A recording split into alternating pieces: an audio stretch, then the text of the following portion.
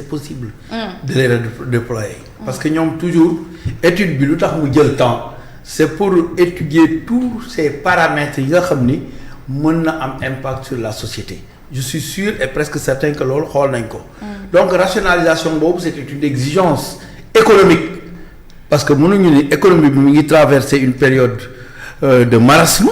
ba pare am ay agences yu nga xam ne ça a été créé de manière politique parce que je me rappelle lorsqu'on est bi ñu accédé au pouvoir man tase nag certains ministres qui ne pouvaient pas faire la différence entre deux agences yu nga xam ni presque doo xam kii lu muy def te kële defu ko c'est-à-dire ils font la même chose voilà ak yeneen yu mel noonu yu bëri ci yeneen ministères yi donc tase naa si ministres yu bëri wax loolu je crois que bu ñu koy étudier ba nga xam ne war nañ supprimer wala fusionner c'est extrêmement important pour la rationalisation parce que aujourd'hui étudiants yi ñu ngi am problème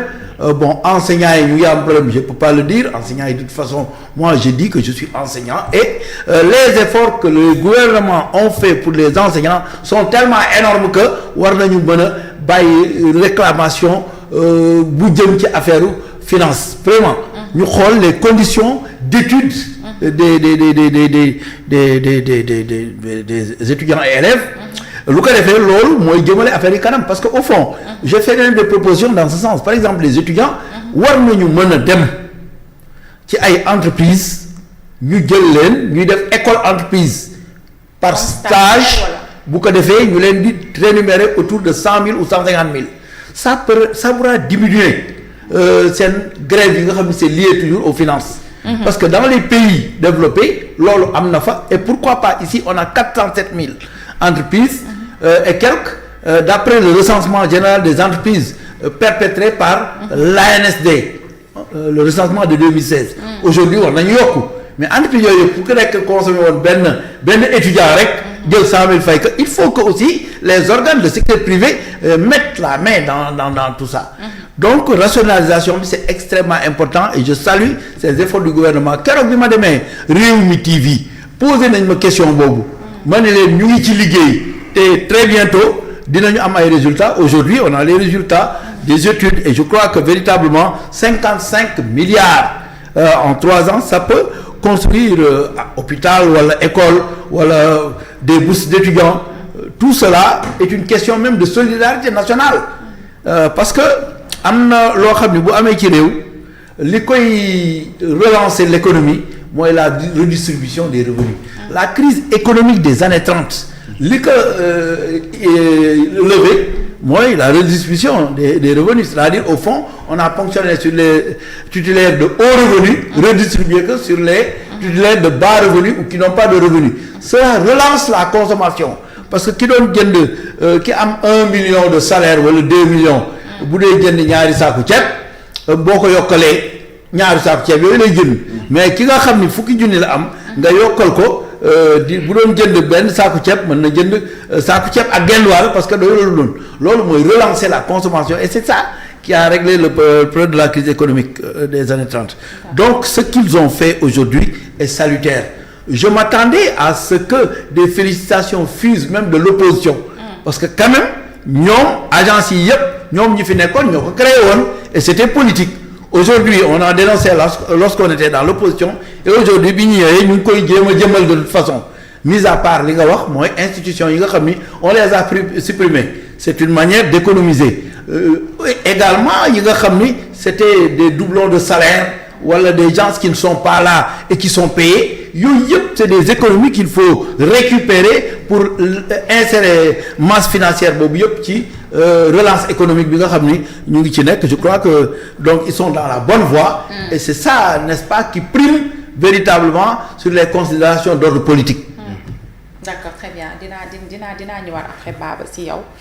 ci conseil des ministres bi alors Baba noo ko jàngatee peut-être 55 millions wala milliards yi dajale si ñetti at ça peut se faire bu ñu condenser un peu supprimer yenn entité yi daal jëmmal 10 yoo xamante ni peut-être dina mën a générer dara. Wow, d'abord dañuy naan c'est une très bonne nouvelle je pense que yàgg nañ di toog di am mu bokk ci loo xam ne dañ ko doon sàkku dañu jàpp ne état moom ak nguur li mu mën a def mooy dagg l'impôt pour dugal xaalis, donc dagg l'impôt, créer revenu, créer de la valeur. Valeur boobu itam bu koy jotee fokk mu redistribuer ko ñun nag ñu jàpp ne ci biir redistribution boobu noonu saa dafay am benn